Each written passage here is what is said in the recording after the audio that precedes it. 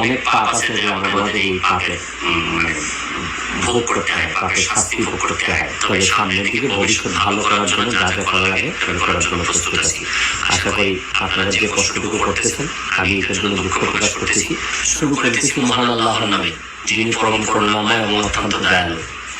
আজকে 2-3 দিন ধরে আমি নিউ ইয়র্কে বসেও আমাদের এলাকা, বিশেষ করে মাধবপুর এবং সোনারঘাটে অনেক লোকজন ফেসবুকে লেখালেখি করতেছে। প্রথম বিষয়টা হচ্ছে যে অনেক পাপ আছে যে আমাদের বাচ্চা তারা করার পর আমাদের এই পাপে ভোগ করতে হয়, পাপের শাস্তি ভোগ করতে হয়।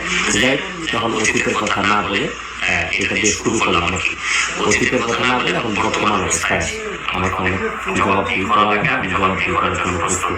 তবে বিভাজিত করবে আমি সিদ্ধান্ত নিচ্ছি যে প্রয়োজনে আমি মাধবপুর সোনারঘাটে মহাসমাবেশ থাকবো। এই মহাসমাবেশের মধ্যে যে আমি হবিগঞ্জের সব যারা আছেন তাদেরকে একত্রিত হওয়ার কথা বলবো।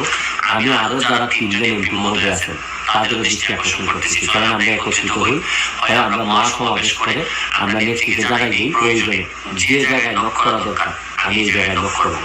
আমি জানি না যে আগে তো আমাদের এলাকায় মন্ত্রী ছিলেন, তারা কি ব্যবস্থা নিলেন, কি করলেন, কেউ কাউকে প্রশ্ন করে না।